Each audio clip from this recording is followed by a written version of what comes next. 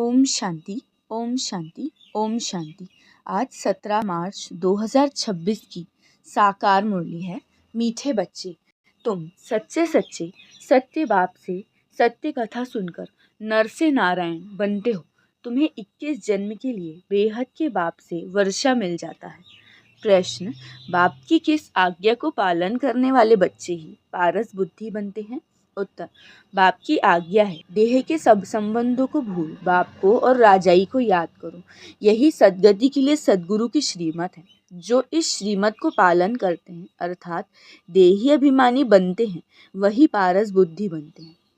तुम सच्चे सच्चे सत्य बाप से सत्य कथा सुनकर नर से नारायण बनते हो। तुम्हें 21 जन्म के लिए बेहद के बाप से वर्षा मिल जाता है। बाप की किस आज्ञा को पालन करने वाले बच्चे ही पारस बुद्धि बनते हैं? बाप की आज्ञा है देह के सब संबंधों को भूलकर एक बाप को और राजाई को याद करो।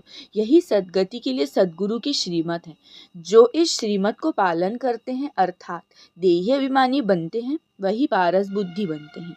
गीत है, आज अंधेरे में है इंसान, ज्ञान की ज्योति जला दो भगवान। ओम शांति। अच्छा, मीठे मीठे सिखिलदे बच्चों प्रति माता पिता बाप दादा का याद प्यार और गुड मॉर्निंग। रूहानी बाप की रूहानी बच्चों को नमस्ते। हम रूहानी बच्चों की रूहानी बाप दादा को याद प्यार गुड मॉर्निंग और नमस्ते नमस्ते नमस्ते। शुक्रिया बाबा, शुक्रिया। धारणा के लिए मुख्य सार। पहला पॉइंट है, इस अंतिम 84वें जन्म में कोई भी पाप कर्म अर्थात विकर्म नहीं करना है।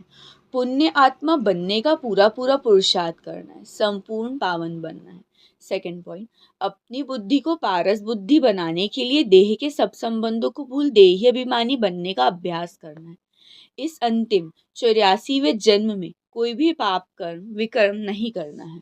पुण्य आत्मा बनने का पूरा पूरा पुरुषार्थ करना है, संपूर्ण पावन बनना है।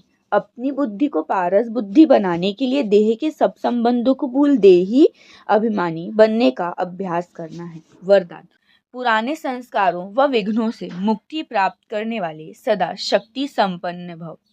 पुराने संस्कारों व विघ्नों से मुक्ति प्राप्त करने वाले सदा शक्ति संपन्न भव। विस्तार, किसी भी प्रकार के विघ्नों से, कमजोरियों से या पुराने संस्कारों से मुक्ति चाहते हो तो शक्ति धारण करो अर्थात अलंकारी रूप हो। जो अलंकारों से सदा सजे सजाए रहते हैं वो भविष्य में विष्णुवंशी बनते हैं, लेकिन अभी वैष्णव बन जाते हैं।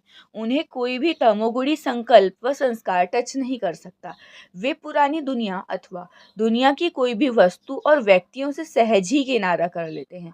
उन्हें कारणे अकारणे भी कोई टच नहीं कर सकता। स्लोगन, हर समय हर कर्म में बैलेंस रखना ही सर्व की ब्लेसिंग प्राप्त करने का साधन है। हर समय हर कर्म में बैलेंस रखना ही सर्व की ब्लेसिंग प्राप्त करने का साधन है। यह अव्यक्त इशारे निश्चय के फाउंडेशन को मजबूत कर सदा निर्भय और निश्चिंत रहो।